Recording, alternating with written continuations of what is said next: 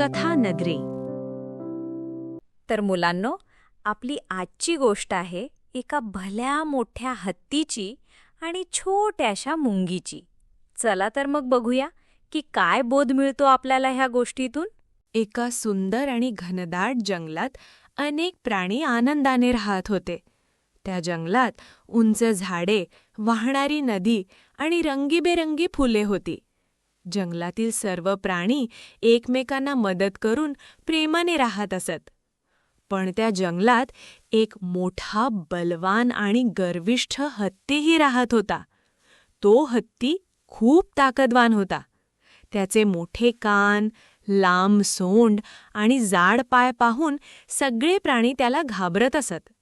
हत्तीला आपल्या ताकदीचा खूप अभिमान होता, त्यामुळे तो नेहमी छोट्या प्राण्यांना त्रास द्यायचा. कधी तो सशांना घाबरवायचा, तर कधी पक्ष्यांची घरटी पडायचा. जंगलातील सर्व प्राणी त्याच्या वागण्यामुळे दुःखी झाले होते. एके दिवशी दुपारच्या वेळी हत्ती नदीकाठी पाणी पिण्यास गेला. नदीच्या जवळ एका मोठ्या झाडाखाली मुंग्यांचे छोटेसे वारूळ होते.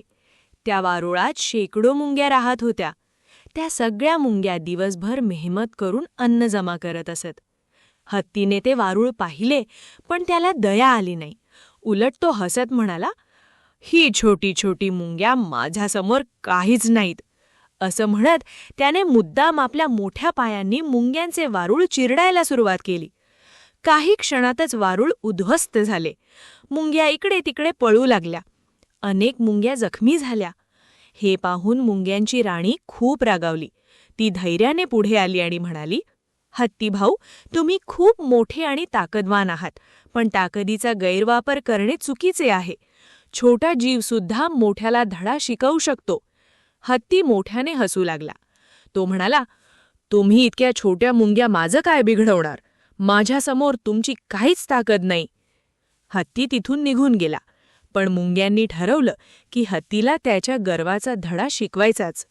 दुसऱ्या दिवशी रात्री हत्ती एका झाडाखाली गाढ झोपला होता.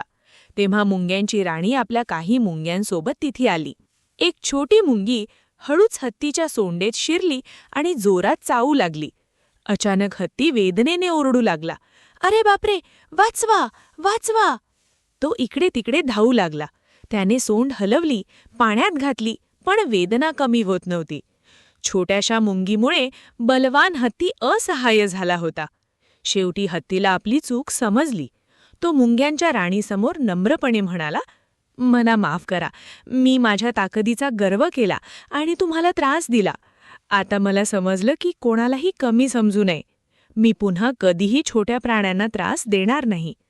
मुंग्यांची राणी म्हणाली, "चूक मान्य करणारा खरा मोठा असतो."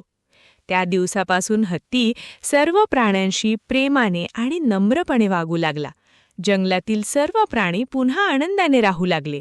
मग मुलांनो, ह्या गोष्टीतून आपल्याला हे कळून येते की कधीही गर्व करू नये आणि सर्वांशी प्रेमाने वागावे.